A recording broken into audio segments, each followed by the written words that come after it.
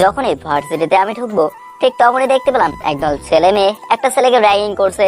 প্রথমে ছেলেটাকে উদুম কেলানি দেওয়া হলো, তারপর তাকে খালি গায়ে পুরো ভার্সিটি ঘোরানো হলো, যা আমি কখনো আশা করিনি। আজ আমার ভার্সিটিতে প্রথম দিন, আর যার উপরে যা বললেন তা হলো, আজকে আমি যখন ভার্সিটিতে ঢুকছিলাম তখন এই দৃশ্য দেখলাম। আমি ভেবেছিলাম ভার্সিটিতে আর এসব র্যাগিং ট্যাগিং হয় না, কিন্তু আমি ভুলছিলাম। এবার আসুন আমার পরিচয় দেওয়া যাক। আমি রিহান, বাংলা 3য় বর্ষে পড়ি, ঢাকা ভার্সিটিতে আসছি পড়াশোনা প্লাস ভালো হইতে। বাবা মা কেউ নেই, এক কথায় আমি একা। কিন্তু আমার 3টা ছোট ভাই আছে, যারা আমার নিজের ভাই না, কিন্তু তার থেকেও বেশি কিছু। তাদের নাম সিজান, মানিক, প্রীতম। আমি পা টিপে টিপে ভার্সিটিতে প্রবেশ করলাম। সবাই আমার দিকে এমন দৃষ্টিতে তাকিয়ে আছে, মনে হচ্ছে আমি যেন মঙ্গল গ্রহ থেকে আসছি।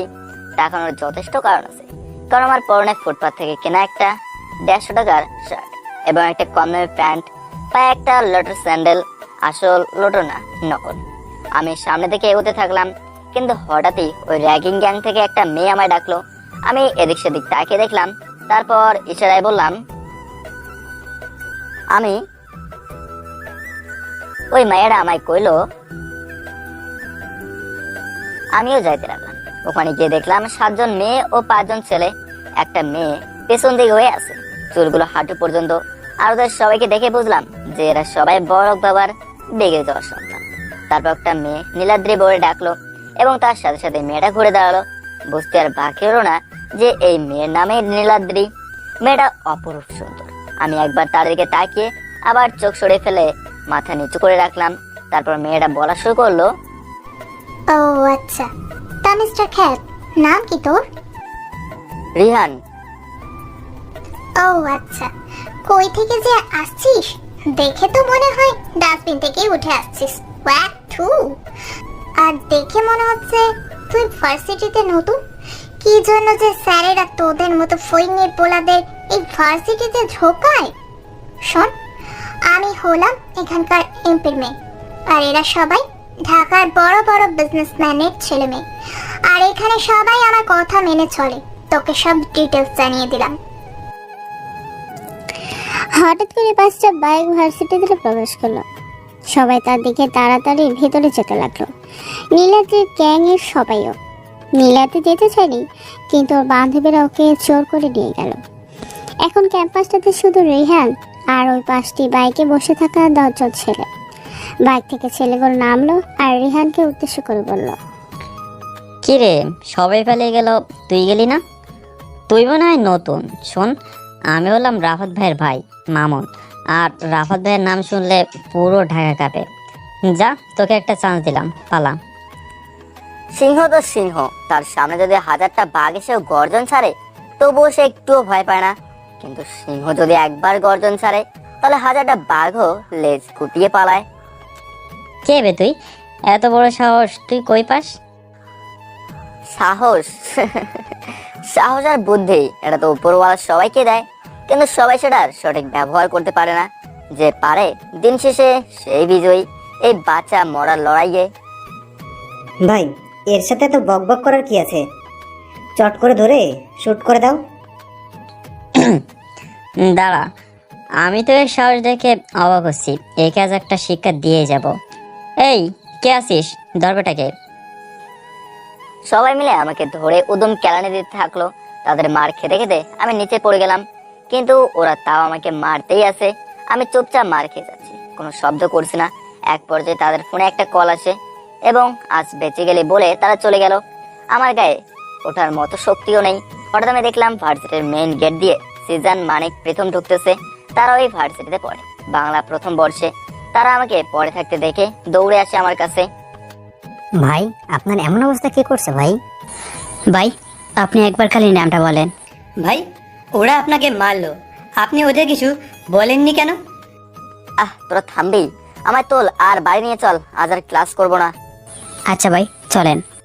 তারপর ওদের সঙ্গে বাসায় চলে আসলাম, এসেই ঘুমিয়ে পড়লাম। পরের দিন ভার্সিটিতে ঢোকার সময় নীলাদ্রির গ্যাংয়ের ডাক, আমিও গেলাম। কালকে তো ভাব দেখাইতে গিয়া কেলানি তো ভালোই খাইলি বলেই সবাই হাসা শুরু করলো। আমি চুপচাপ মাথা নিচু করে বলি, সবসময় সিংহের হিংস্রতা দেখাতে নেই, কারণ সিংহ যদি সবসময় তার হিংস্রতা দেখায় তাহলে আশেপাশে থাকা পাতি বাঘগুলো জঙ্গলে ঢুকতে ভয় পাবে। এত কথা কি থেকে আসে? হ্যাঁ, তোকে বলেছি না আমাদের সামনে মাথা নিচু করে থাকবি, তা না করে তুই বড় বড় কথা ছাড়ছিস। হঠাৎই বেল পড়লো, সবাই যার যার মধ্যে ভেতরে চলে গেল। তোকে তো আমি পরে দেখতেছি। বলে ভেতরে চলে গেল। আমিও একটা দীর্ঘশ্বাস ফেলে আমার ক্লাসরুম খুঁজতে খুঁজতে চলে গেলাম রুমে। আমি যখনই ভেতরে ঢুকতে যাব তখন আমি যা দেখলাম আমি তা দেখে পুরাই অবাক, কারণ আমি আর নীলাদ্রি সেম ডিপার্টমেন্টেরই সেম বসে।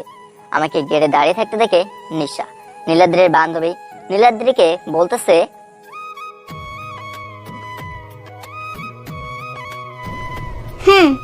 সেটাই তো দেখতেছি, ওকে একটা শিক্ষা দিতে হবে। ঠিক বলেছিস। আমি মাথা নিচু করে ক্লাসে ঢুকলাম। সবার শেষে একটা বেঞ্চে ফাঁকা আছে, আমি গিয়ে ওখানে বসলাম। আমি যখন ভেতরে যাচ্ছিলাম তখন সবাই আমাকে দেখে কিরকম এক ঘৃণা ভরা দৃষ্টিতে তাকিয়ে দূরে সরে যাচ্ছিল। তাদের কাছে হয়তো আমি কোনো মানুষই না। আমার কাজে যে ব্যাগটা ছিল ওটাও খুব পুরাতন। আমি গিয়ে সবার শেষের বেঞ্চে বসলাম। আমি বসার পরে নীলাদ্রি আমার দিকে রাগের লোক নিয়ে আসতেছিল, কিন্তু তখনই ক্লাসে স্যার প্রবেশ করে, তাই আর সে আসলো না। স্যারও এসে আমার দিকে কিরকম এক ঘৃণা ভরা দৃষ্টিতে তাকালো। তারপরে, এই ছেলে দাঁড়াও। জি স্যার বলুন। তোমার নাম কি?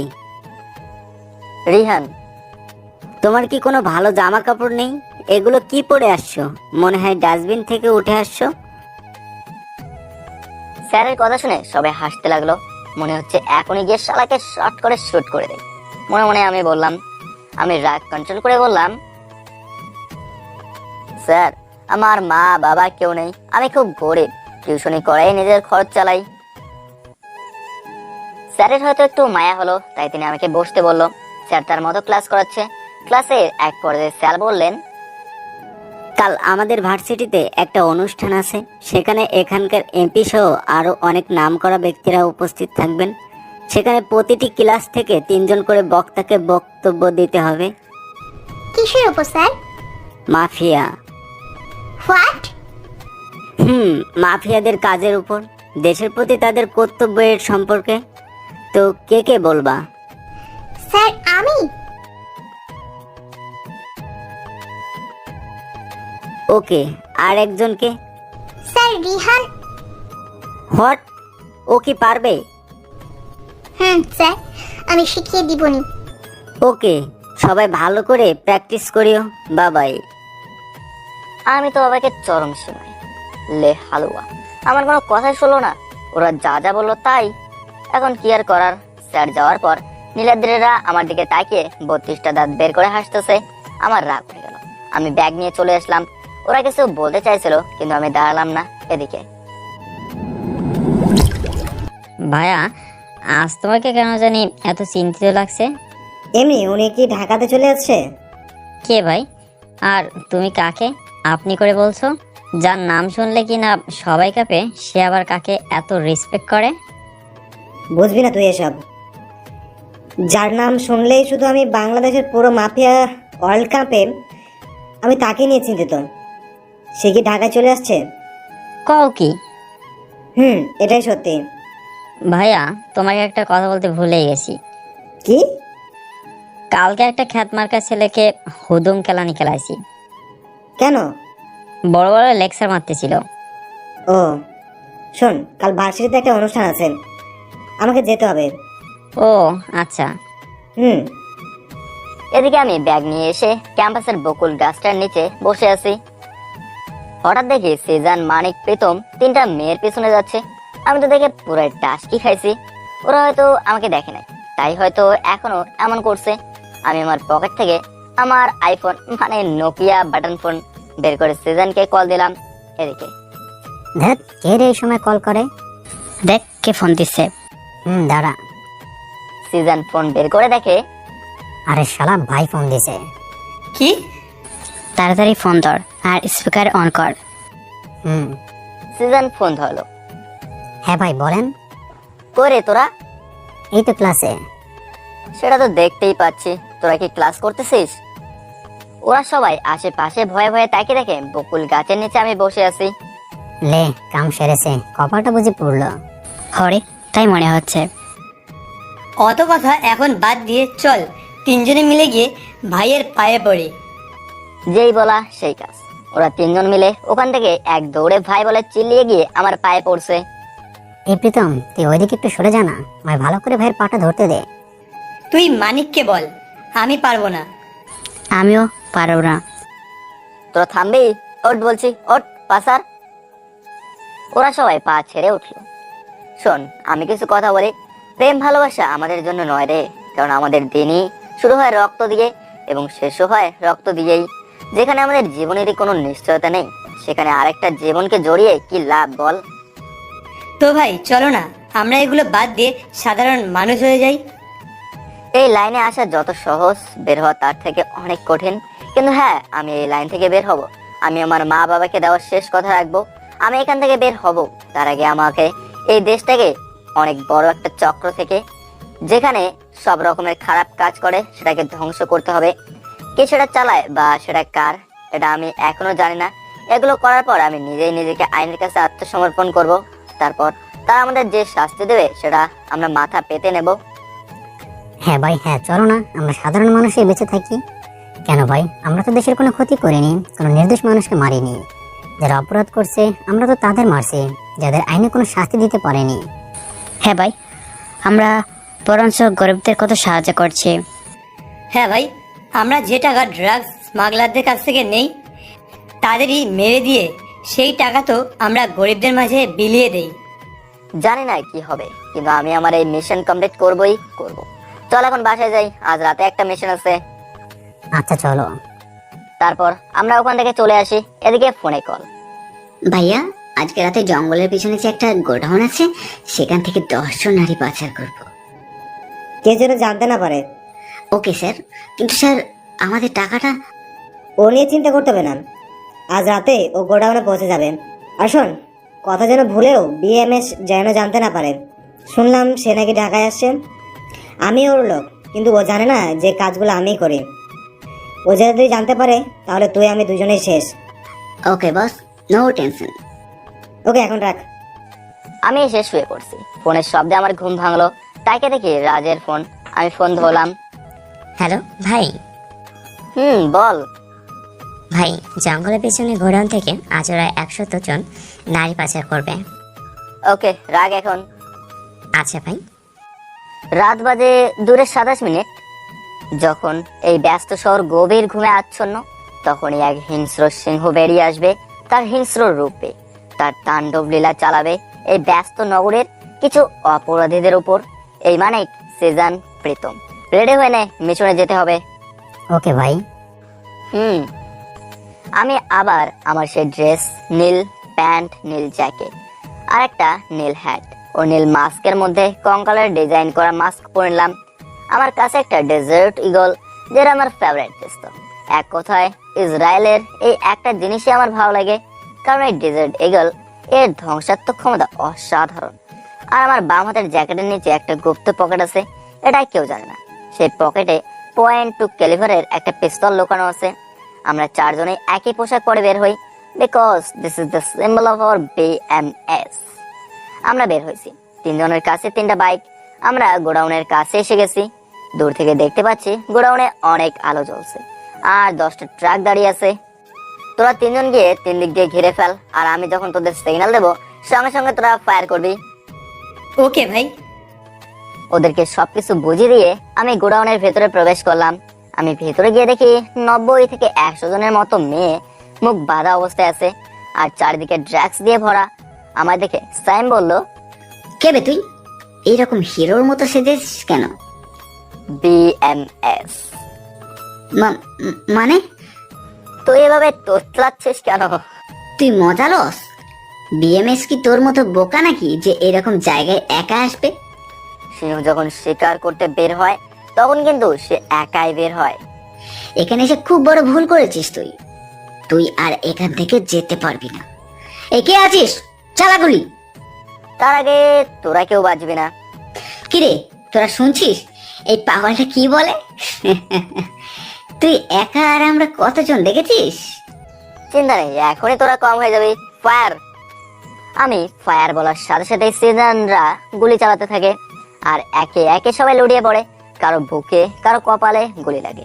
এখন চারিদিকে আর কেউ বেঁচে নেই, শুধু সাইম ছাড়া। সিজনরা ভেতরে আসলো, আমার একটা চেয়ার এনে দিল, আমি বসলাম। তারপর একটা সিগারেট ধরালাম। ভাই আমাকে মাফ করে দেন, আমি আর এরকম কখনো করব না। মাপ? তাও আবার আমি? আচ্ছা যা, তুই তোর বসের নাম বল আর যত টাকা আছে সব আমাকে দিয়ে দে, তাহলে তোকে ছেড়ে দেবো। ওর সঙ্গে সঙ্গে ওর সব টাকা নিয়ে এসে আমার কাছে দিল। আমি সেগুলো মানিককে তুলে দিতে দিতে বললাম, বল এখন তোর বসের নাম বল। ভাই আমি সত্যি তার নাম জানি না, তাকে কোনোদিন দেখিওনি। আমি শুধু তার হয়ে কাজ করি আর তার লোক এসে টাকা দিয়ে চাই। এই টাকাগুলো আপনি আসার কিছুক্ষণ আগে দিয়ে গেছে। ওর কথা শুনে আমার মাথা গরম হয়ে গেল। আমি সঙ্গে সঙ্গে আমার ডিজার্ট ইগল বের করে কপাল বরাবর শুট করলাম আর সঙ্গে সঙ্গে গুলিটা কপাল ভেদ করে বেরিয়ে গেল। এখন আমার সামনে একটা নিথর দেহ পড়ে আছে। আমি সিজনদের বললাম, মেয়েদেরকে পুলিশের কাছে পৌঁছে দেওয়ার ব্যবস্থা করো আর টাকাগুলো গরিবের মাঝে বিলিয়ে দে। আর কি কি করতে হবে সেটা তো তুই জানিসই। ওকে ভাই। আমি বাড়ি গেলাম। দেখেছিস, আমি তোকে বললাম না কাল বিএমএস চলে এসেছে। কি? খবর দেখ। মামুন টিভির দিকে তাকায়, খবরে বলছে বিএমএস ঢাকাতে চলে আসছে এবং যা নিয়ে সবাই চিন্তিত। সে এসে সাইম নামক এক নারী পাচারকারীকে খুন করেছে এবং নারীদেরকে পুলিশের কাছে পৌঁছে দিয়েছে, যে কাজ এতদিন ধরে পুলিশরাও করতে পারেনি। এবং সেখানে যত টাকা ছিল সব গরিবের মধ্যে বিলিয়ে দিয়েছে। সে সাইমকে খুন করে একটা নীল কাপড়ের উপর কঙ্কালের ছবি আঁকানো কাপড় ফেলে গেছে এবং রক্ত দিয়ে লিখে গেছে বিএমএস। সে সবসময় তার খুনের পর এমন চিহ্ন ফেলে যায়। মামুন শোন, জি ভাইয়া বলো। আজকে ভার্সিটির অনুষ্ঠানে আমি যেতে পারবো না, আমার হয়ে তুই যা। ওকে ভাইয়া। এদিকে ভার্সিটিতে অনেক লোকের আগমন। ভার্সিটির অনুষ্ঠান বলে কথা, অনেক গণ্যমান্য মানুষ এসেছে। নীলাদ্রির বাবা মানে এমপি সাহেব এসেছে। রাফাতের বদলে তার ভাই মামুন এসেছে। নীলাদ্রি আজ ওর বাবার সাথে তার গাড়িতে এসেছে। নীলাদ্রি গাড়ি থেকে যখন নামলো তখন সবাই হাঁ করে তাকিয়ে আছে, কারণ নীলাদ্রি আজ নীল শাড়ি পরে এসেছে। তার সঙ্গে হালকা কিছু সাজগোজ, যা এক কথা তাকে নীল পরে বানিয়ে দিয়েছে। সত্যি তাকে অনেক সুন্দর লাগছে। মামুন তো হাঁ করে তাকিয়ে আছে। কি রে, খ্যাতটা তো এখনো আসলো না? তাই তো, কাল তুই বাড়াবাড়ি করে ওর নামটা কেন বলতে গেলি? এখন যদি ও না আসে তাহলে সরকার আমাদের উপর কতটা নারাজ হবে তুই ভেবে রেখেছিস? সত্যি তো।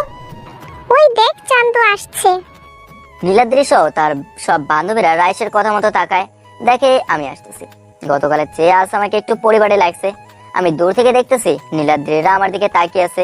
আমি ওদের দিকে পাত্তা না দিয়ে আমার মতো একটা চেয়ারে গিয়ে বসে পড়লাম। অনুষ্ঠান শুরু হলো। প্রথমে অতিথিরা সামান্য বক্তব্য পেশ করলেন। এরপর আসলো ছাত্রছাত্রীদের পালা, মাফিয়া সম্পর্কে তাদের মতামত দেওয়ার। প্রতিটি ডিপার্টমেন্ট থেকে 3 জন তাদের মতো করে বক্তব্য দিয়ে যাচ্ছে। সবার মতামত শুনে আমার হাসি পাচ্ছে। কেউ বলতেছে মাফিয়া খুব খারাপ, কেউ বলতেছে এরা দেশের আবর্জনা, কেউ বলতেছে এরা দেশের ক্ষতি করছে। সবার শেষে এলো আমার ডিপার্টমেন্টের পালা। প্রথমে রিশাদ গেল, সে তার মতো বক্তব্য দিয়ে আসলো। এরপর গেল নীলাদ্রি যখন স্টেজে উঠছিল তখন মামুন তার দিকে হা করে তাকিয়েছিল। নীলাদ্রির বক্তব্যটা ছিল এরকম। মাফিয়া, তাই না? এই মাফিয়া শব্দটা শুনলে সবারই মনে একটা আতঙ্কের সৃষ্টি হয়। আসলে আমার কাছে এই মাফিয়া শব্দ বা এইরকম মাফিয়ার কোনো মূল্য নেই, কারণ এরা দেশের তেমন কোনোই উপকার করে না। এরা দেশের ক্ষতিতে নিয়োজিত। এরা সব রকমের খারাপ কাজ, ড্রাগস স্মাগলিং থেকে শুরু করে নারী পাচারের মতো জঘন্য কাজের সাথে থাকে। এরা হলো দেশদ্রোহী। এরা বড়লোক থেকে শুরু করে গরিবের টাকা ছিনিয়ে নিয়ে তাদের জীবনকে একটা কঠিন বিপর্যয়ের মধ্যে ঠেলে দেয়। এরা কখনো কারোর উপকার করতে পারে না। তেমন আমরা যদি বিএমএস এর কথাই ধরি, আজও সে একটা খুন করেছে। দিন দিন তার খুনের সংখ্যা বেড়েই চলেছে, কিন্তু আমরা কোনোভাবেই তাকে ধরতে পারছি না। এই রকম মাফিয়াদের প্রতি আমার কাছে আছে শুধু ধিক্কার। কি হবে মাফিয়া হয়ে যদি না দেশের উপকারেই লাগতে না পারি? আমার আর কিছুই বলার নেই। That's all. এই বলে নীলাদ্রি চলে আসলো। আমি তো ওর কথাগুলো শুনে হাসতে হাসতে শেষ। এরপর স্টেজে আমাকে ডাকা হলো। আমি চেয়ার ছেড়ে স্টেজের দিকে যেতে লাগলাম। আমি স্টেজে গিয়ে প্রথমে অতিথিদের সম্পর্কে কিছু বললাম। তারপর আমি আমার মেইন পয়েন্ট মানে মাফিয়াতে চলে আসলাম। মাফিয়া, তাই না? এই মাফিয়া সম্পর্কে আমাদের কারোরই তেমন কোনো ঠিক জ্ঞান নেই। আমরা সকলেই মনে করি যে মাফিয়ারা হলো খারাপ লোক, দেশদ্রোহী, যেমনটা কিছুক্ষণ আগে মিস নীলাদ্রি বলে গেল। কিন্তু আমার কাছে মাফিয়া শব্দটা ঘৃণার নয়। হ্যাঁ, আমি মানছি যে কিছু কিছু এমন মাফিয়া আছে, তারা এই মাফিয়া শব্দটার অপব্যবহার করছে। তারা এই মাফিয়া পাওয়ার এর অপব্যবহার করছে। এই মাফিয়া শব্দটা হলো একটা ইতালিয়ান শব্দ, যার অর্থ সাহসী, বাহাদুর। এই মাফিয়া কালচারের উৎপত্তি ইটালিতে, তারপর এটা আমেরিকা থেকে শুরু করে সারা বিশ্বে ছড়িয়ে পড়ে, যেমনটা আমাদের দেশেও আছে। ইতালিতে যখন প্রথম এই গ্যাংটির উদ্ভব ঘটে, তখন তাদের শপথ ছিল যে তারা এই বিশ্ব থেকে অপরাধীদের সরিয়ে নেবে, যেটা আইন পারত না। কিন্তু এখন সেই কিছু অসাধু মাফিয়ারাই এই ড্রাগস স্মাগলিং থেকে শুরু করে সব রকমের খারাপ কাজে যুক্ত হয়ে এই মাফিয়া শব্দটার সম্মান নষ্ট করছে। তেমন ভাবে আমরা যদি বিএমএস এর কথাই ধরি, বিএমএস এর মানে ব্ল্যাক মাফিয়া স্ল্যার। তারা আমাদের দেশের যত অপরাধী এবং যত খারাপ মাফিয়া আছে তাদের মেরেছে, যেটা আইন করতে পারেনি। আমি একটু থামলাম, দেখলাম সবাই আমার কথা খুব মনোযোগ দিয়ে শুনতেছে, নীলাদ্রিও। আমি আবার বলা শুরু করলাম, আমরা এটাও জানি যে বিএমএস এর অপরাধীদের শত্রু, কিন্তু আমরা সবাই এটা জানি না রে। বিএমএস যেমন অপরাধীদের শত্রু, তেমনি বিএমএস হলো গরিবের বন্ধু। বিএমএস আজ অব্দি যত টাকা লুট করেছে সব সে গরিবের মাঝে বিলিয়ে দিয়েছে। আপনারা ভাবতেছেন আমি এত কিছু কিভাবে জানলাম? আসলে একবার 2016-তে একটা পত্রিকাতে একজন সাংবাদিক বিএমএস সম্পর্কে বিস্তারিত লিখেছিলেন, সেটাতে আমি পড়ে তার সম্পর্কে জেনেছিলাম। মিস নীলাদ্রি আজকে বলল যে বিএমএস এর জন্য তার শুধু ধিক্কার আছে। কিন্তু আপনি এই প্রশ্নটা হাজারটা গরিবকে জিজ্ঞেস করেন, দেখেন তারা কি বলে। আজ বিএমএস সাইম নামের একজনকে মেরেছে, এটা মিস নীলাদ্রি সহ সবারই খারাপ লেগেছে। কিন্তু কেউ কি এটা জেনে খুব খুশি হয়েছিল যে বিএমএস 100 জন নারীর প্রাণ বাঁচিয়েছে?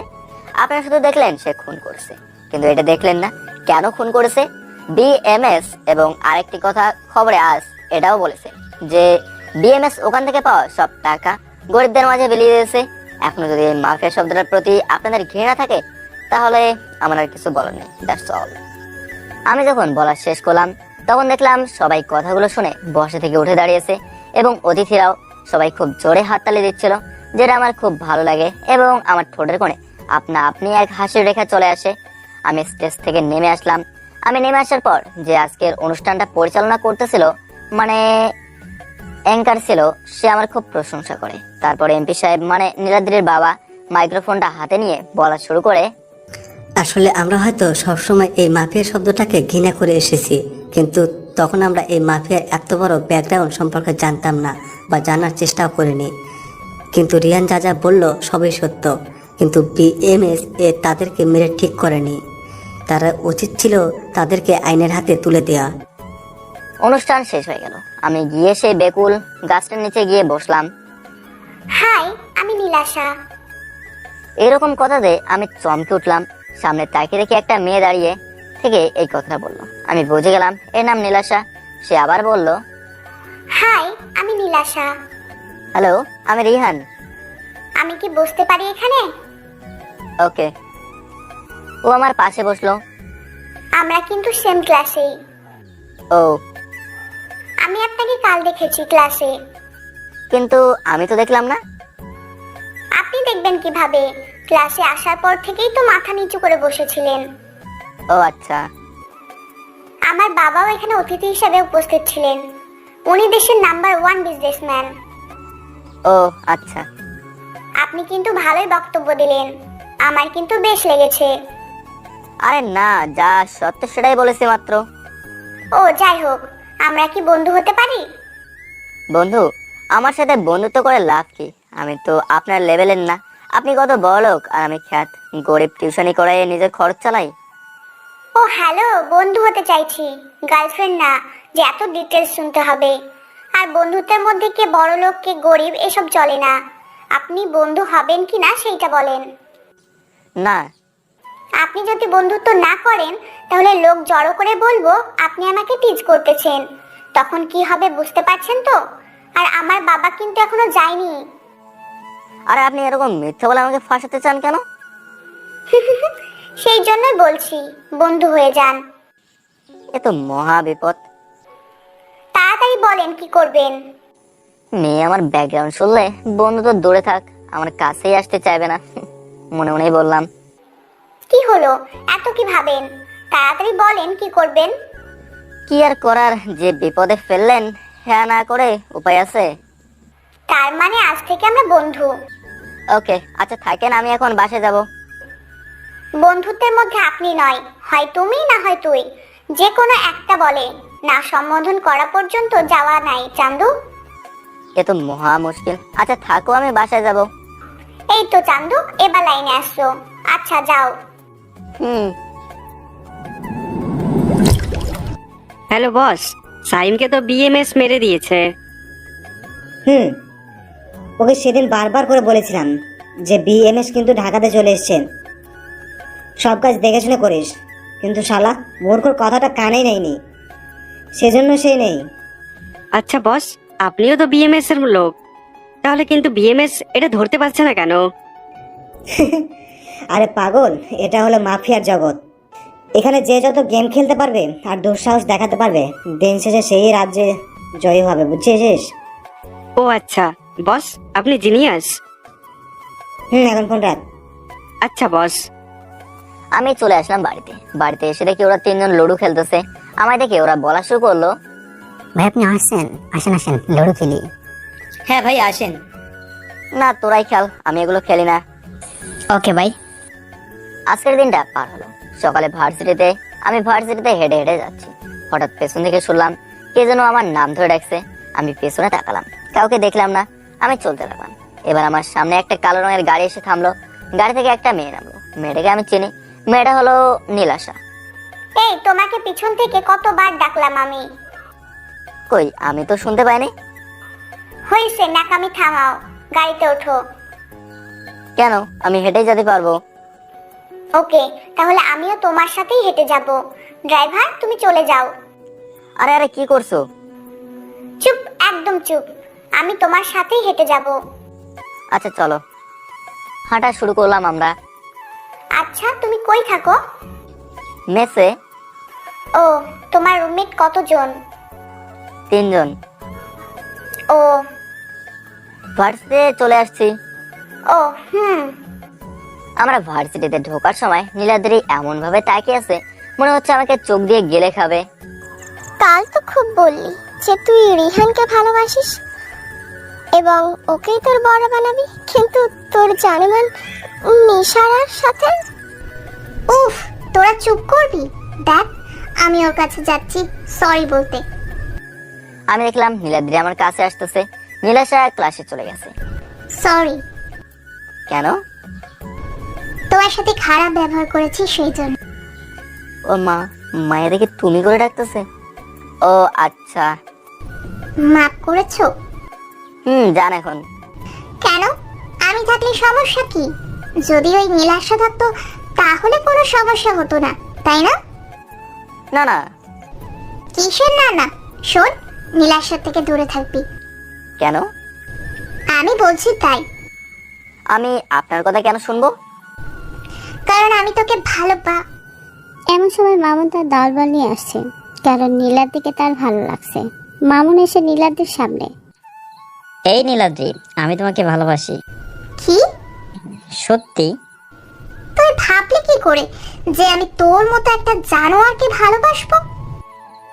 এই নীলাদ্রি, বেশি কথা বলিস না। নীলাদ্রির সঙ্গে সঙ্গে একটা চর মেরে বলে, তোর সাহস কি করে হয় আমার হাত ধরার?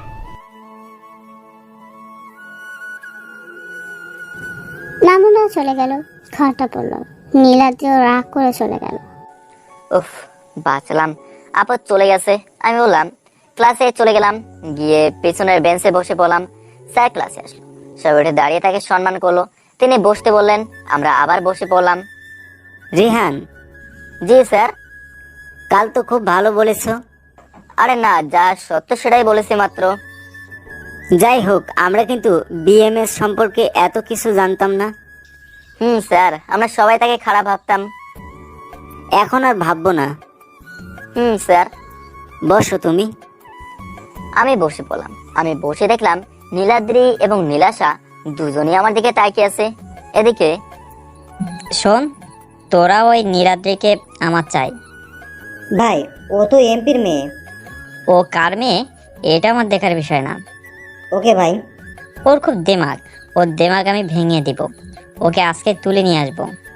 ভার্সিটি ছুটি হয়েছে। এদিকে নীলাদ্রি তার গাড়ি নিয়ে বেরিয়েছে। হঠাৎ করে তার সামনে একটা গাড়ি থামলো। সে দেখতে গেল হঠাৎ একটা লোক বের হয়ে তার মুখে রুমাল চেপে ধরে এবং নীলাদ্রি বেহুশ হয়ে যায়। এদিকে নীলাদ্রির বাবা তাকে না খুঁজে পেয়ে খোঁজাখুঁজি শুরু করে দিয়েছে, আর নীলাদ্রির মা সমানে কেঁদেই চলেছে। রাত 12টা। নীলাদ্রির জ্ঞান ফিরে এবং সে নিজেকে আবিষ্কার করা একটা বন্ধ করে। উপরে একটা হলুদ আলো জ্বলছে।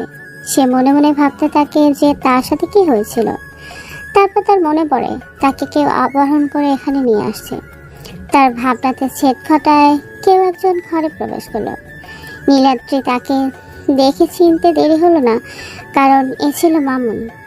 জানোয়ার তুই, তাহলে আমার বাবা জানতে পারলে তোকে শেষ করে দিবে। আরে যা যা, এখনো দেমাগ কমেনি তোর? আজকে তুই কল্পনাও করতে পারবি না যে তোর সাথে কি কি করতে চলেছে। নীলাদ্রি বুঝে যায় যে আজকে তার সাথে কি হতে চলেছে। মামুন নীলার দিকে টানতে টানতে ওই ছোট্ট রুম থেকে বের করে একটা বড় রুমে নিয়ে যায়, যেখানে মামুনের ছেলেবেলা রাত কাটায়। সবাই নেশায় আসক্ত, আর মামুন আসক্ত এখন নীলাদ্রি নামক নেশায়। সে রিফাতকে বলল, আমার মদের বোতলটা দে।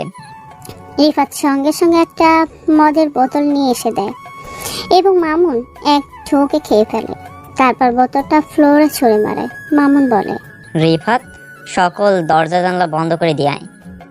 আচ্ছা ভাই। রিফাত সব বন্ধ করে আসে এবং এদিকে নীলাদ্রি সমানে কেঁদেই চলেছে। কি রে, খুব দেমাগ তোর, এখন আবার কাঁদিস কেন? তোদের মতো জানোয়ারদের উপরওয়ালা কখনো ক্ষমা করবে না। আরে যা যা, এসব কথা বলে কোনো লাভ নাই।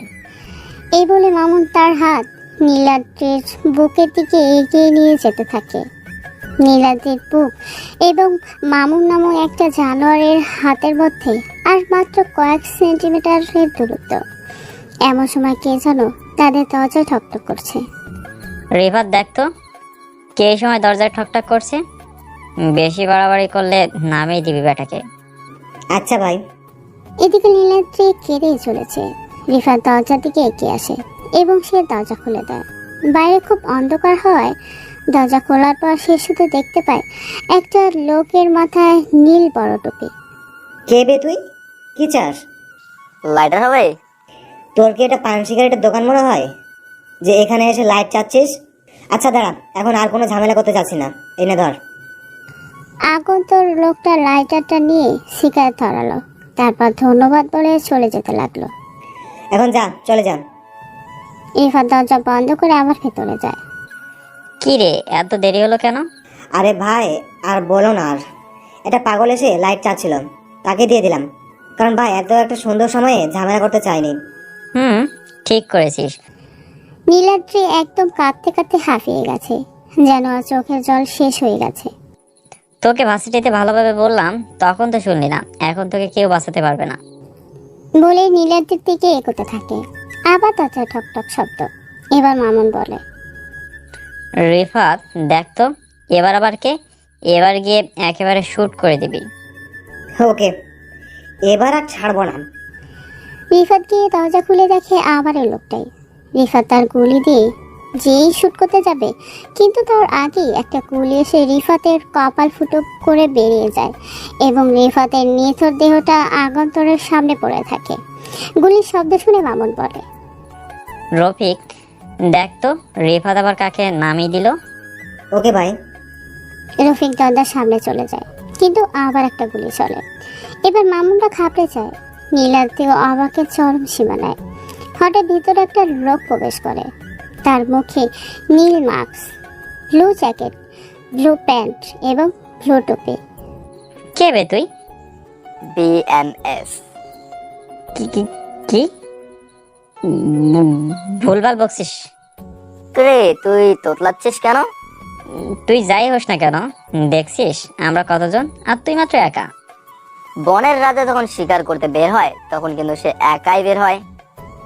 বলে আগন্তুক ডেজার্ট ঈগল গান বের করে গুলি করা শুরু করলো, আর একে একে সবাই মাটিতে লুটিয়ে পড়তে থাকলো। গুলি কারো কপালে, কারো বুকে গিয়ে লাগতে থাকলো। নীলাদ্রি এমন ঘটনা যেন স্ট্যাচু হয়ে আছে। এখন এই ঘরটায় শুধু 3 জন মানুষ বেঁচে আছে। তার মধ্যে একজনের রক্তের নেশা চেপে গেছে, আর একজন নারী নেশা আসক্ত, আর একজন ভয়ের সঙ্গে অবাক হয়ে আছে। এদিকে নীলাদ্রির বাবা এবং ওসি। আমার মেয়ের কোনো খোঁজ পেয়েছেন? না স্যার। আমার মেয়ে যদি কিচ্ছু হয় তাহলে আমি আপনাদের খবর করে ছাড়বো। Sorry sir. কিসের সরি? হ্যাঁ, একটা কাজও ঠিক মতো করতে পারেন না আপনারা। না জানি কোথায় কেমন আছে আমার মেয়েটা। সরি, আপনি কাঁদবেন না, আমরা আমাদের সর্বোচ্চ দিয়ে চেষ্টা করব। এমপি সাহেব ফোন কেটে দিয়ে নীলাদ্রির মার কাছে যায়। নীলাদ্রির বাবাকে দেখে নীলাদ্রির মা বলে, কি গো, মেয়েটার কোনো খোঁজ পেলে? না গো, কিন্তু খুব তাড়াতাড়ি পেয়ে যাব। আমার মেয়েটা যে এখন কোথায় আছে, কেমন আছে? ওর কিচ্ছু হবে না, আমি ওকে যত তাড়াতাড়ি সম্ভব খুঁজে আনবো। অন্যদিকে তোর আজকে লাস্ট দিন। মামুন তার গুলি বের করে যে বিএসএম কে মারতে যাবে তার আগেই বিএমএস গুলি চালায়, আর গুলিটা এসে মামুনের হাতে লাগে, আর তার হাতের গুলিটা ছিটকে পড়ে যায়। মামুন এবার বিএমএস এর সামনে বসে পড়ে। ভাই, এর মতো আমার মাফ করে দেন আমার ডিকশনারিতে ক্ষমার নামক কোনো শব্দ নেই। প্লিজ ভাই, এবারের মতো মাফ করে দে। মামুন পুরো কথাটা বলতে পারল না। তার আগে একটা গুলি চলে এবং সেইটা মামুনের কপাল ভেদ করে চলে যায়, আর মামুনের প্রাণহীন দেহটা পড়ে থাকে। নীলাদ্রি এতদিন বিএমএস এর প্রতি যে ঘৃণাটা ছিল, আর সেটা এক নিমেষেই উধাও হয়ে গেছে। এখন নীলাদ্রির মনে বিএমএস এর প্রতি এক আলাদা সম্মানের আবির্ভাব ঘটেছে। নীলাদ্রি তার জীবনে প্রথম তার নিজের চোখের সামনে এতগুলো খুনতো দেখেছে। এই কথাগুলো মাথা নিচু করে নীলাদ্রি ভাবতেছিল, কিন্তু সে যখন মাথাটা উপরে তোলে তখন দেখে ঘরে কেউ নেই, শুধু মৃত লাশগুলো ছাড়া। সে ভাবতে থাকে বিএমএস এক নিমেষেই উধাও। সে পুরো ঘরটা খুঁজতে থাকে, কিন্তু কেউ নেই। সে দেখতে পায় মামুনের লাশের পাশে একটা নীল রঙের কাপড় পরে আছে, যাতে কঙ্কালের ছবি আঁকার। হঠাৎই ঘরের মধ্যে একদম পুলিশ এবং নীলাদ্রির বাবা প্রবেশ করে। নীলাদ্রি তার বাবাকে দেখে দৌড়ে গিয়ে জড়িয়ে ধরে। ভয় নেই মা, আমি এসে গেছি। এগুলো কিভাবে হলো মা? এদেরকে মারলো? বাবা, মামুন আমাকে তুলে নিয়ে আসে আমার ক্ষতি করার জন্য, কিন্তু বিএমএস এসে এদের সবাইকে মেরে আমাকে বাঁচিয়েছে। কিরে মা, তুই এগুলো কি বলছিস? বাবা, এগুলোই সত্যি। বিএমএস আমাকে বাঁচাইছে। আমি বিএমএস কে ভুল ভাবতাম, ও আসলে খুব ভালো। আচ্ছা মা, চল এখন বাসায় যাবে, চল। তোর মা তখন থেকে কেঁদে চলেছে। বাবা চলো। নীলাদ্রি এবং তার বাবা বাড়িতে চলে আসে। নীলাদ্রির মা নীলাদ্রিকে দেখে দৌড়ে গিয়ে নীলাদ্রিকে জড়িয়ে ধরে। মা, তুই এসেছিস? জানিস তোর জন্য কত চিন্তা হচ্ছিল। মা, আমিও খুব ভয় পেয়ে গেছিলাম। মা, তোকে কে বাঁচিয়েছে? বিএমএস। কি, ওই খুনিটা তোকে বাঁচিয়েছে? না মা, ও খুনি না, ও গরিবের বন্ধু। ও শুধু অপরাধীদেরকে মারে। ও যদি আমাকে না বাঁচাতো তাহলে তোমরা হয়তো আমাকে আর জীবিত দেখতে পেতে না। এই না মা, না মা, এগুলো কথা আর কখনো বলবি না। যা মা যা, এখন অনেক রাত হয়েছে, তুই কিছু খেয়ে ঘুমা। না বাবা, এমন কিছু খাবো না, আমি ঘুমোতে গেলাম। নীলাদ্রি আর কারো কথা না শুনে ওর রুমে চলে যায়। ওর বাবা মা ওকে অনেক ডাকলো, কিন্তু শুনল না। সকাল হয়ে গেছে, রেহান ভার্সিটিতে যাওয়ার জন্য রেডি হচ্ছে। তখনই মানিক একটা খবর আর কাগজ নিয়ে দৌড়াতে দৌড়াতে আসে আর বলে, ভাই এই দেখো, খবরের কাগজে কি বের হয়েছে, এমপির মেয়েকে বাঁচালেন বিএমএস। কি? বিএমএস তো আমরাই, তাহলে ওকে কে বাঁচালো? হ্যাঁ, তুই ঠিক বলেছিস। ওরা গভীর চিন্তায় মগ্ন। আমি ওদের অবস্থা দেখে হাসতেছি আর একটা কম দামি গেঞ্জি পরতেছিলাম। হঠাৎ করে দেখি ওরা আমার দিকে কেমন ভাবে তাকিয়ে আছে। তোরা বুঝছিস ব্যাপারটা? রে, আমাদের ভাই এসব করেছে। এই রে, ধরা পড়ে গেছি।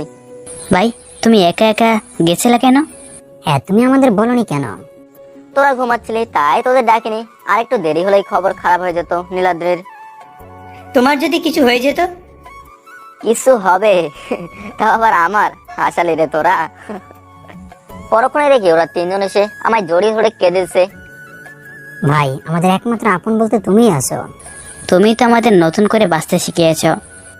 তোমার যদি কিছু হয়ে যায় আমরা কি নিয়ে বাঁচবো? ওরা সবাই কথাটা কেঁদে কেঁদে বলল। ওদের কথা শুনে আমারও চোখ দিয়ে জল গড়িয়ে পড়লো। আরে না, তোরা থাকতে আমার কিচ্ছু হবে না রে। ওদেরকে বুঝিয়ে আমি ভার্সিটির উদ্দেশ্যে রওনা দিলাম। আর ভাবতেছিলাম ওদের সাথে আমার কোনো রক্তের সম্পর্ক নেই, কিন্তু ওরা আমার জন্য নিজের জীবনও দিয়ে দিতে পারে। আসলে ভালোবাসা আর মায়া এই দুটো জিনিস খুবই বিচিত্র। এদিকে নীলাদি ব্রেকফাস্ট করে রেডি হয়ে নিয়েছে, ভার্সিটিতে যাবে। সে বেরোতে যাবে তখনই তুই কি রে মা, আজও তোর ভাসরে যেতে হবে? আজকে যেতে হবে না, যা। না না, আজকে না গেলে ওই বজ্জাত মেয়েটা রিয়ানের সাথে আঠার মতো লেগে থাকবে। আমি মনে মনে এসব ভাবি। না না বাবা, আজ ভার্সিটিতে অনেক ইম্পর্টেন্ট নোট দিবে স্যার, আজকে যেতেই হবে। এই বলে নীলাদি বেরিয়ে গেল, কারণ ওখানে আর বেশিক্ষণ থাকলে ওর বাবা ওকে আটকে দিত। অন্যদিকে আমি আমার মতো হাঁটতেছি, কিন্তু আজও হঠাৎ করে পেছন থেকে কেউ ডাকতেছে। আমি পেছনে তাকালাম, কিন্তু কাউকে দেখলাম না। যখন আবার হাঁটা শুরু করব, তখন দেখি সেদিনের মতো আজকেও একটা কালো রঙের গাড়ি দাঁড়িয়েছে। আমি মনে করেছি এখানে নীলাশ আছে, তাই আমি বলা শুরু করলাম, দেখো নীলাশা, আমার সামনে গাড়ি নিয়ে এসে লাভ নেই। আমি হেঁটে যাব, তুমি গাড়িতে যাও, আর তোমার আমার সাথে হেঁটে যাওয়া লাগবে না। আমি এক নিঃশ্বাসে এগুলো বললাম, কিন্তু পরে যা দেখলাম তা দেখে আমি অবাক। কারণ গাড়ির গ্লাসটা নামিয়ে যে মুখটা বের করলো সে আর কেউ নয়, সে হলো নীলাদ্রি। নীলাদ্রির মুখটা একদম রাগে লাল হয়ে আছে। গাড়িতে ওঠো। কেন? আমি উঠতে বলেছি তাই। না না, আমি হেঁটেই যেতে পারবো। বেশি কথা বলিস না, তাড়াতাড়ি ওঠ। আমি আর কোনো কথা বললাম না। যে পরিমাণ রেগে গেছে, আমি চুপচাপ গাড়ির পেছনের সিটটায় বসতে যেতে লাগলাম। আমাকে কি তোর ড্রাইভার মনে হয় যে তুই পেছনে বসবি? তাড়াতাড়ি সামনে আয়। এ তো দেখি 420 মিটার পার সেকেন্ডে রেগে গেছে। এখন বেশি কথা না বলে সামনে যাই, না হলে কপালে দুঃখ আছে, মনে মনে বললাম। আমি গিয়ে সামনে বসলাম। তারপর ও গাড়ি স্টার্ট দিয়ে ড্রাইভ করতে থাকলো, কিন্তু ও ভার্সিটির রাস্তা পার করে অন্যদিকে যেতে থাকে। আরে আপনি ওইদিকে যাচ্ছেন কেন? ভার্সিটি তো এইদিকে। নীলাদ্রি আমার দিকে চোখ গরম করে তাকালো। আমি আর কিছু বললাম না। হঠাৎ আমার ফোনে কল আসলো।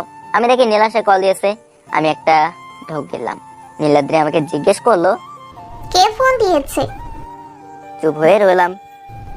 কথা কি কানে যায়নি? হুম। কে কল করেছে? নীলাশা। কি? ওই শাকচুনিটা?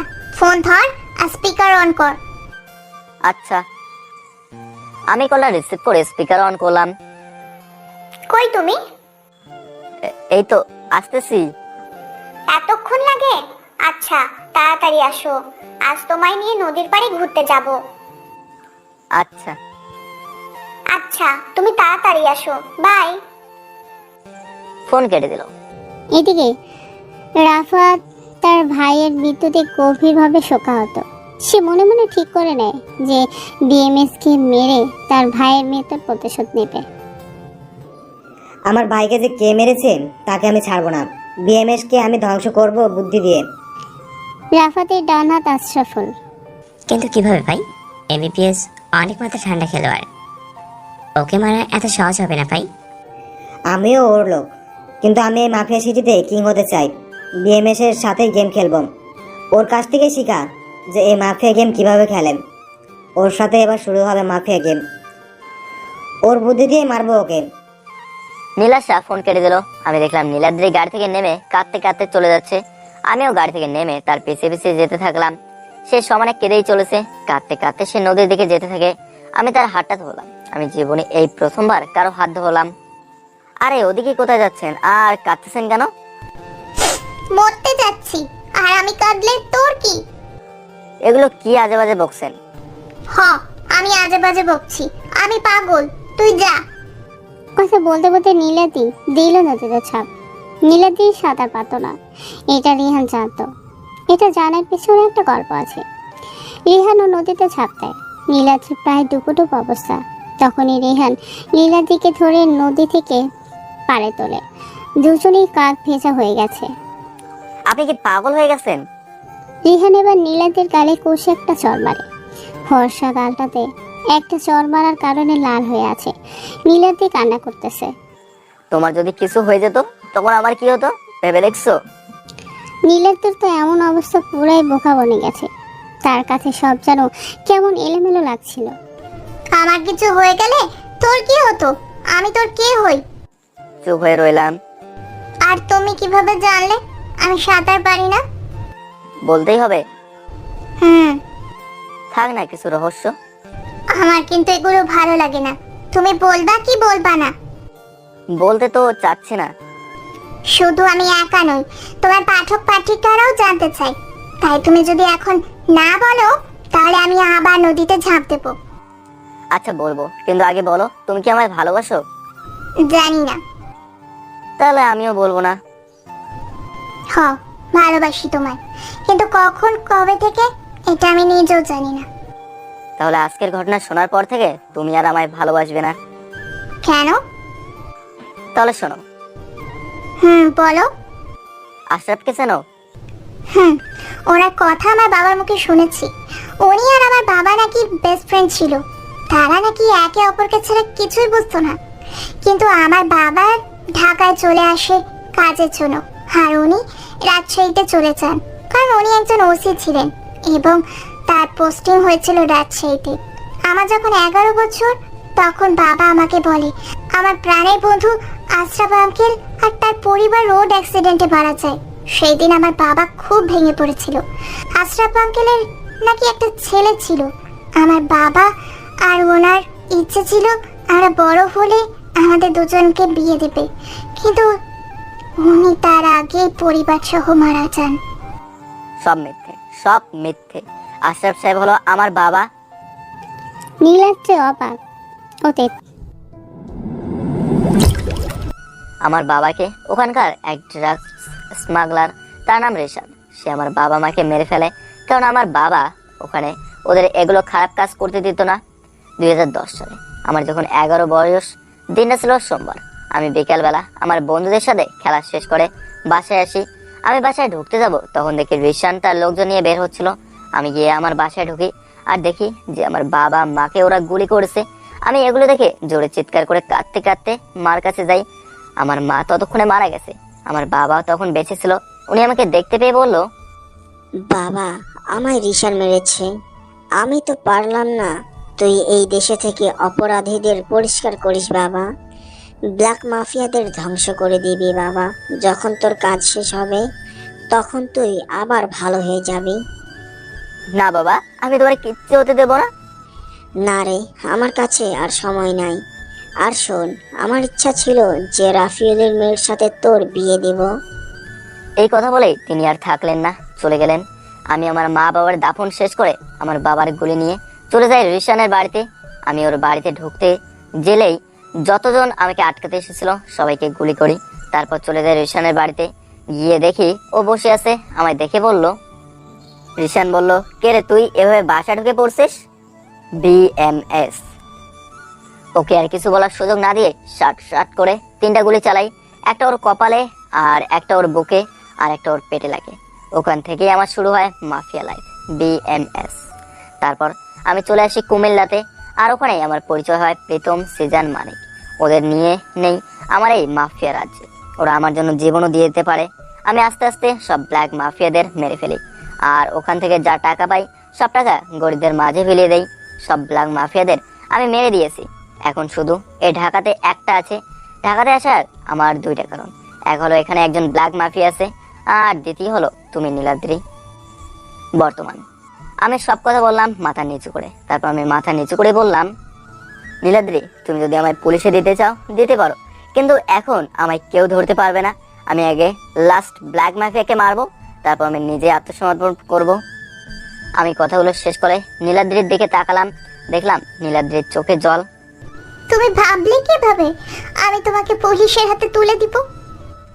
আমি জানতাম। হঠাৎ ওই নীলাদ্রি এসে আমার জড়িয়ে ধরলো, আমিও তাকে আলতো করে জড়িয়ে ধরলাম।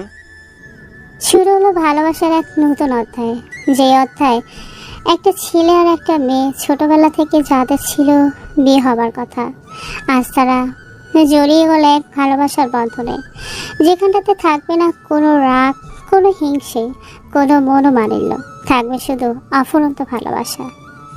নীলাদ্রি আমাকে জড়িয়ে ধরেছে, এমন সময় নামলো বৃষ্টি। মনে হচ্ছে যেন আকাশ, বাতাস, নদী সবাই আমাদেরকে অভিনন্দন জানাচ্ছে। আমি নীলাদ্রির মাথাটা আমার বুক থেকে সরিয়ে আমার দিকে করলাম, তারপর আমি ধীরে ধীরে আমার ঠোঁট তার দিকে এগিয়ে নিয়ে যেতে শুরু করলাম। নীলাদ্রি এতক্ষণে তার চোখ বন্ধ করে নিয়েছে, তার ঠোঁট দুটো কাঁপতেছিল। আমি আমার ঠোঁট দুটা তার কপালে আলতো করে একটা চুমু এঁকে দিলাম।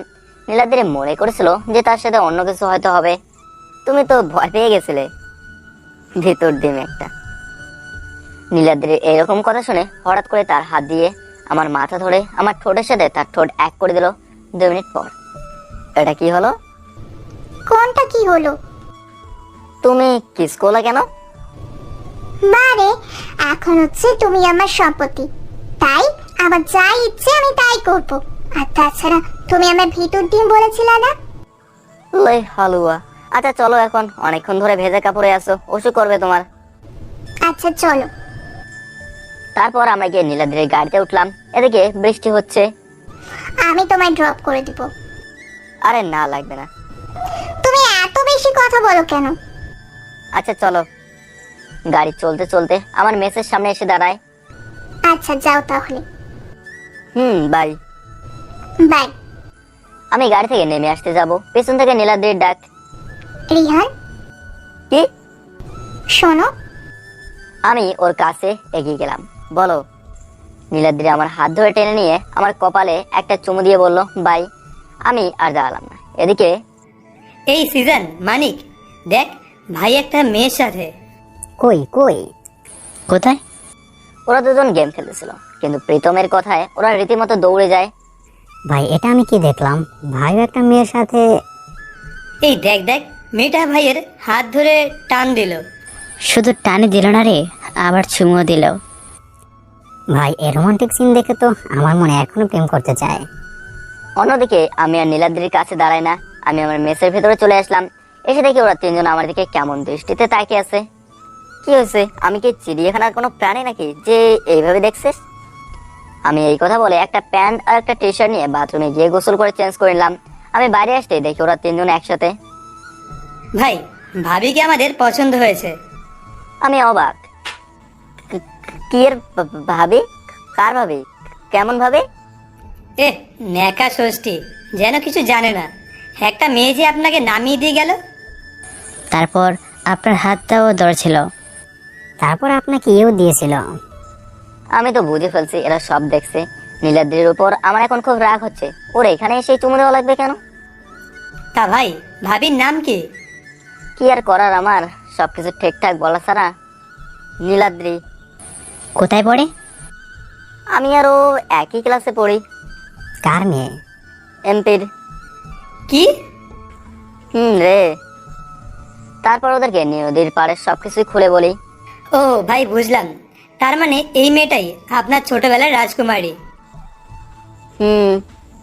এদিকে নীলাদ্রি বাড়িতে এসে ফ্রেশ হয়ে জামা কাপড় চেঞ্জ করে নিল। কি রে, আজ এত দেরি হলো কেন? বন্ধুদের সাথে একটু ঘুরতে গেছিলাম। তা না হয় বুঝলাম, কিন্তু তোকে আজ এত খুশি খুশি লাগছে কেন? বলি ব্যাপারটা কি? এমনি। অন্যদিকে রাত 11টা বাজে। এ শোন, তোরা বিএমএস এর খোঁজ পেয়েছিস? কি বলেন ভাই, সত্যি? ও এখন ভার্সিটিতে আছে। তাহলে চলেন ভাই, ওকে কালই গিয়ে মেরে দেই।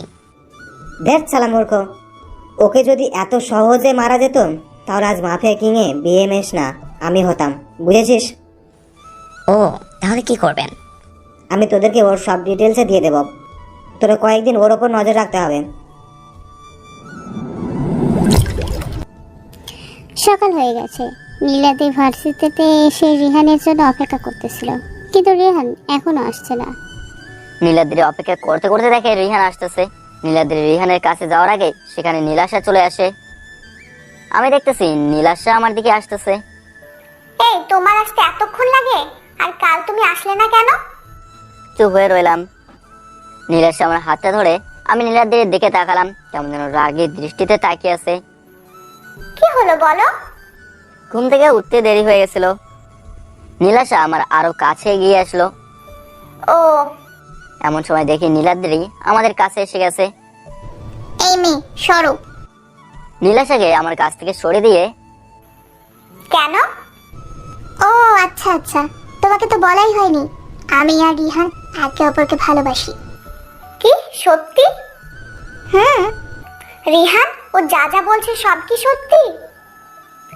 ও কংগ্রাচুলেশনস। ওর অমন কথা শুনে নীলাদ্রি অবাক, কারণ নীলাদ্রি মনে করেছিল নীলাশা আমাকে ভালোবাসে, কিন্তু নীলাদ্রির সব কল্পনা জল্পনা ভেঙে দিয়ে নীলাশার এমন উত্তরে নীলাদ্রি অবাক। এই নীলাদ্রি আর রিহান শোনো, আমি কিন্তু দুইজনের দিক থেকে ট্রিট পাচ্ছি। অবশ্যই। কবে দিবা তাহলে? আজই চলো। আজ না, আমার একটু কাজ আছে। আচ্ছা তাহলে কাল। ওকে ডান। আচ্ছা বাই। বাই। নীলাশা চলে গেল। আমি ওদের কথা শুনছিলাম এতক্ষণ। এই রিহান চলো, আজ সারাদিন তোমার সাথে ঘুরবো। কেন, আজকে ক্লাস করবে না নাকি? আরে একটা দিন ক্লাস মিস করলে কিছু হবে না।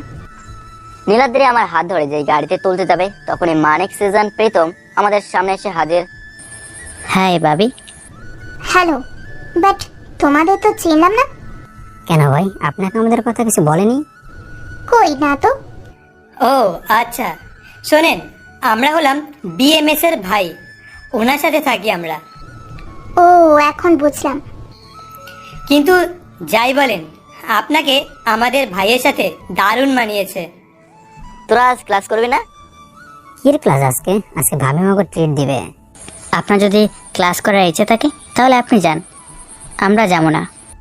লে হালুয়া, এত বড় অপমান! আপনাকে আমরা ভয় পাই না, কারণ আমাদের ভাবি রক্ষা করবে। আমাকে ভয় পাস না তোরা, দাঁড়া আমি আসতেছি। ওদের দিকে এগোতেই ভাবি বাঁচান। রিহান থামো তো, ওদের সাথে এমন করতেছো কেন? ওরা তো শুধু ট্রিট চাইছে। এই তোমরা যাও, গাড়িতে গিয়ে বসো। ওরা গাড়িতে উঠে গেল। আমি বললাম, আজ বেঁচে গেলি। ওরা আমাকে ভেঙচি কেটে গাড়িতে উঠলো। তারপর আমি আর নীলাদ্রি গাড়িতে উঠলাম। নীলাদ্রি গাড়ি চালাচ্ছে, আমি তার পাশে বসে আছি। নীলাদ্রি গাড়ির রেস্টুরেন্টের সামনে এনে দাঁড় করালো। তারপর আমরা সবাই রেস্টুরেন্টে গেলাম। আমি আর নীলাদ্রি একসাথে বসলাম। তোমাদের যা ইচ্ছে অর্ডার করো, আজ সব বিল আমি দেবো। ওকে ভাবি। বলেই তারা অর্ডার শুরু করলো। মজার বিষয় হলো তারা খাওয়ার সময় কোনো চামচ ব্যবহার করছিল না, যা থেকে রেস্টুরেন্টের সবাই হাসাহাসি করছিল এবং সবাই নানা রকম কথা শোনাচ্ছিল। তোমরা চামচ ব্যবহার করো।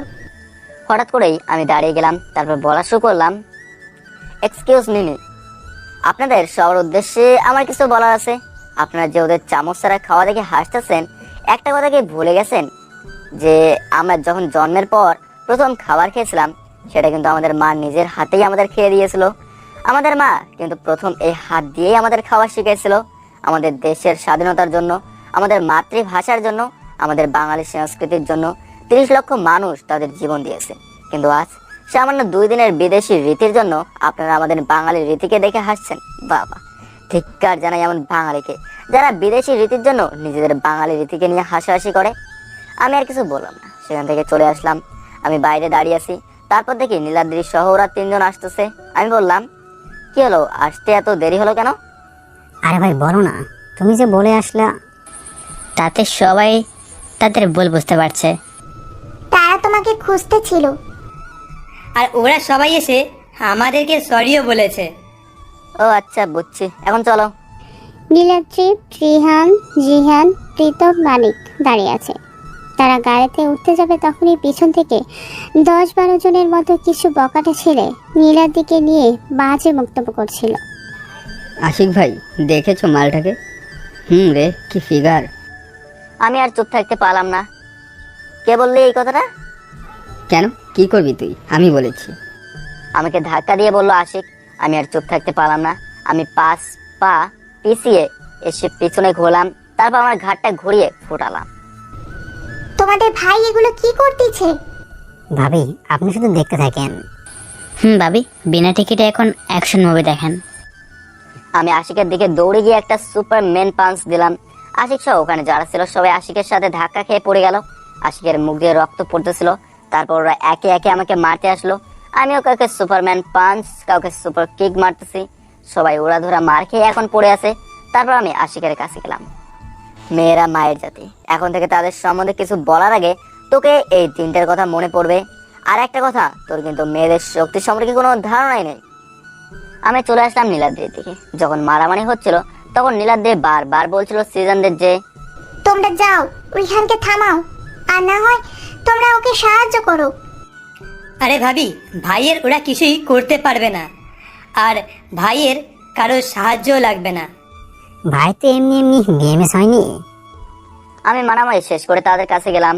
ভাই তুমি কি মারটাই না মারলা ওদের। হয়েছে, এখন চল। তারপর সবাই গাড়িতে উঠলাম। নীলাদ্রি ড্রাইভ করছিল। আচ্ছা রিহান, তুমি কবে এগুলা ছেড়ে দিয়ে সাধারণ মানুষ হয়ে যাবে? আমি তো তোমাকে বলেছিলাম যে আমার টার্গেট পূরণ না হওয়া পর্যন্ত এখান থেকে আমি বেরোতে পারবো না। কিন্তু তোমার সেই টার্গেটটা কবে পূরণ হবে? খুব শীঘ্রই। আমি বুঝে ফেলেছি যে কে এর পেছনে আছে। শুধু রাজের একটা কলের অপেক্ষা। এই রাজটা আবার কি? ও আমাদের একজন গোপন মেম্বার, সব মিশনের আগে ও সব ডিটেলস জোগাড় করে। ও এই তোরা নাম, এসে গেছি। ওরা ভেতরে চলে গেল। নীলাদ্রি শোনো, আমি কাল ভার্সিটিতে আসবো না। কিন্তু কেন? আমার একটা গুরুত্বপূর্ণ কাজ আছে। ও আচ্ছা, হুম। সাবধানে থেকো বাবু, বাই। হোয়াট ইজ বাবু? আমি কি বাচ্চা নাকি? আরে আমি ভালোবেসে বললাম। ও আচ্ছা, বাই। বাই। নীলাদ্রিও চলে গেল। আমি বাড়ির ভেতরে আসলাম। এসে দেখি ওরা 3জন একসাথে বসে আছে আর গেমস খেলছে। আমি একটা লাঠি নিয়ে গিয়ে ওদের সামনে একটা বাড়ি দিতেই ওদের হুঁশ ফেলো। তোদের মধ্যে কে যেন বলেছিল নীলাদ্রির সামনে যে আমাকে দেখে তোরা নাকি ভয় পাস না। ওরা একে অন্যজনকে দেখাচ্ছে। ওদের অবস্থা দেখে আমি হাসতে হাসতে শেষ। ভাই প্রীতম বলছিল। আরে শুধু শুধু আমায় বাস দিচ্ছিস কেন? ওই কথা তো মানিক বলেছিল। না ভাই আমি বলিনি ওই কথা, সিজন বলেছে। আমি বললাম সবাই কান ধরে 10 বার করে উঠবস কর। ওরা তাই করলো। আমি ওদেরকে বললাম যে আজ রাতে এক জায়গায় যাব, রেডি থাকিস। রাত বাজে 1:17। যখন এই ব্যস্ত শহর গভীর ঘুমে আসছিল তখনই এক হিংস্র সিংহ পেরিয়ে আসবে। তার হিংস্র রূপে তার তাণ্ডব নীলা চালাবে এই ব্যস্ত নগরীর কিছু অপরাধের উপর। এই মানিক, সিজন, প্রীতম, রেডি হয়ে নে, মিশনে যেতে হবে। ওকে ভাই। আমি আমার সেই ড্রেস, নীল প্যান্ট, নীল জ্যাকেট, একটা নীল হ্যাট ও নীল মাস্কের মধ্যে কঙ্কালের ডিজাইন করা মাস্ক পরে নিলাম। আমার কাছে একটা ডেজার্ট ইগল, যেটা আমার ফেভারিট পিস্তল। এক কথা ইসরায়েলের এই একটা জিনিসই আমার ভালো লাগে, কারণ এই ডেজার্ট ইগলের ধ্বংসাত্মক ক্ষমতা অসাধারণ। আর আমার বাম হাতের জ্যাকেটের নিচে একটা গুপ্ত পকেট আছে, এটা কেউ জানে না। সেই পকেটে .2 ক্যালিবারের একটা পিস্তল লুকানো আছে। আমরা 4 জনই একই পোশাক পরে বের হই, because this is the symbol of our BMS. আমরা বের হয়েছি 3 জনের কাছে 3টা বাইক। আজ আবারও এক হিংস্র প্রাণী বেরোবে, কিন্তু আজ রক্তের নেশা নয়, অন্য এক কাজে। আমাদের বাইকগুলো এসে একটা পুরনো গোডাউনের কাছে এসে থামলো। আর হ্যাঁ, সেই গোডাউনটা হলো রাফাতের গোডাউন। আমরা 3 জন বাইক থেকে নেমে গোডাউনের ভেতরে চলে গেলাম। আমাদের এমন পোশাক দেখে রাফাতের লোকেরা বলে, কে রে তোরা, এইখানে এসেছিস কোন সাহসে? এই কি বললি তুই? কেন, শুনিসনি নাকি? এইবার রাফাতের লোকেরা আমাদের মারতে আসতেছিল। তার মধ্যে রাফাত এসে যায়। সে এমন দেখে তার লোকদের মধ্যে থেকে একজনকে কষিয়ে চড় মারে। তারপর বলে, তোরা কি জানিস উনি কে?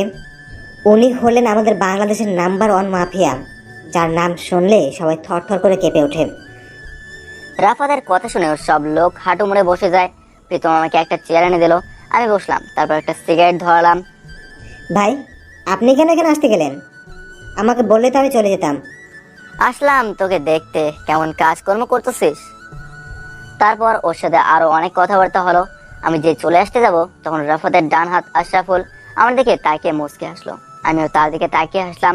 তারপর আমরা চলে আসলাম। আমরা আসার পর এই তোরা গিয়ে ওর প্রেমিকা নীলাদ্রিকে ধরে নিয়ে আন। কালকেই হবে ওর শেষ দিন, বড্ড বেশি বার বাড়ছে ও। ওর ডানা আমি কাল কেটে দিব। বলেই রাফাত আর তার লোকেরা হাসা শুরু করলো। সকাল হয়ে গেছে, আমার অনেক আগেই ঘুম ভেঙে গেছে।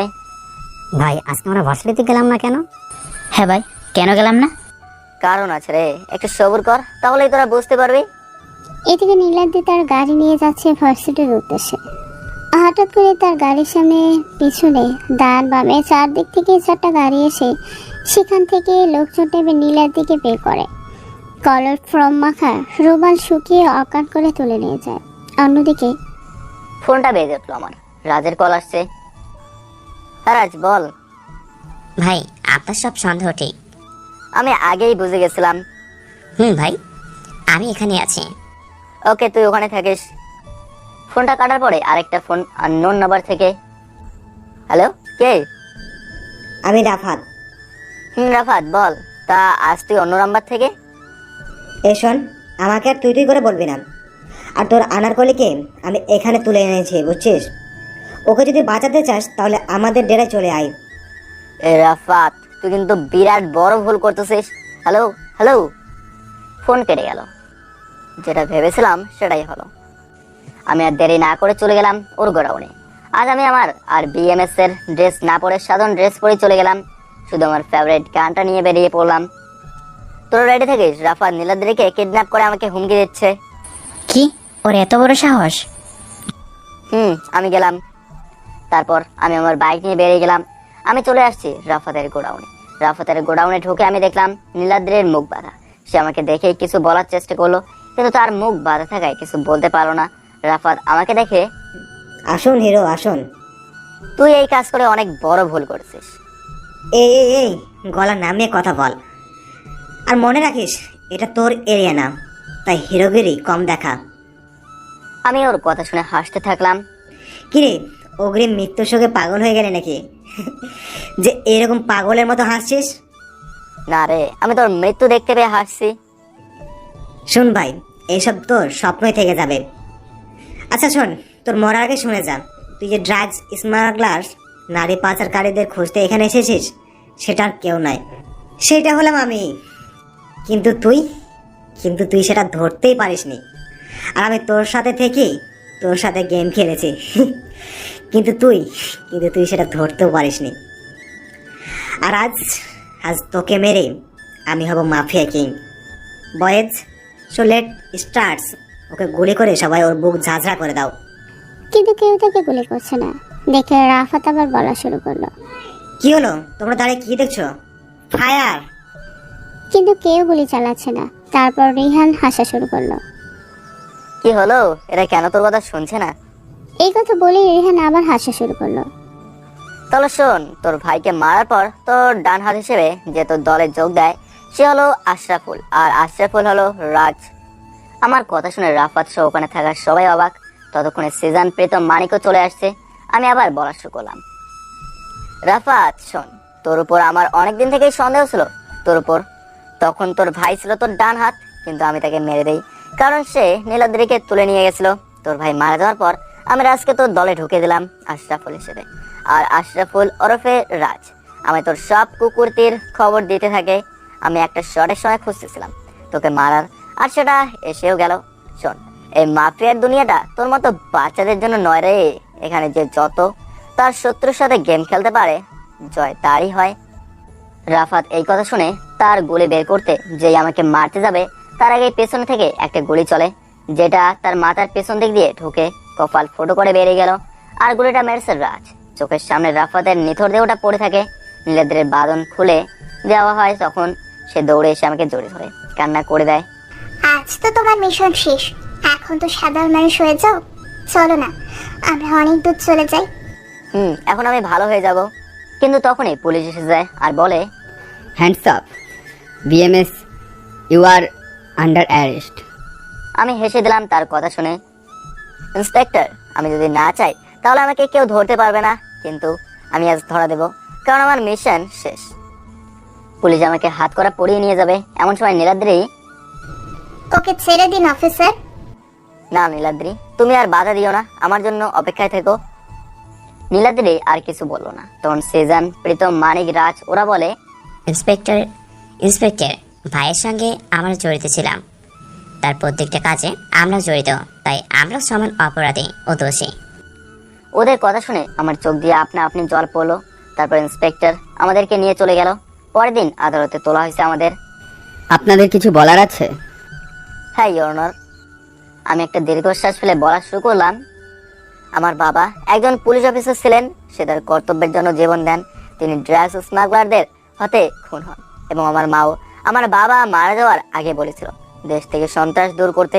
আমিও তাই করেছি। আইন যাদেরকে ধরতে পারেনি আমি তাদেরকে মেরেছি এবং তাদের কাছ থেকে পাওয়া টাকা আমি গরিবদের মাঝে বিলিয়ে দিয়েছি। আমি আজ অব্দি কোনো নিরপরাধ মানুষকে মারিনি, আমি শুধু তাদেরকেই মেরেছি যারা অসংখ্য খুন করেছে। আজ আমি দেশ থেকে সব অপরাধীদের শেষ করেছি। আপনার কাছে যদি মনে হয় আমি কোনো দোষ করেছি, তাহলে আপনি যা শাস্তি দেবেন আমি সেটাই মাথে পেতে নেব। That's all your honour. অন্যদিকে সারা দেশে ছড়িয়ে পড়েছে বিএমএস গ্রেপ্তার হয়েছে। সারা দেশে সাধারণ মানুষরা আন্দোলন করছে। আদালতের সামনে অসংখ্য মানুষের ভিড়। তারা সবাই বিএমএস এর মুক্তি দাবিতে আন্দোলন করছে, কারণ বিএমএস আজ অব্দি কোনো নির্দোষ মানুষকে খুন করেনি এবং সে সর্বদাই গরিবদের সেবায় নিয়োজিত থেকেছে। তাই বিএমএস এর মুক্তি চায়। অন্যদিকে আদালতের সবার চোখে জল। তারপর জজ সাহেব অনেক ভাবনা চিন্তা করার পর তার রায় দিচ্ছে।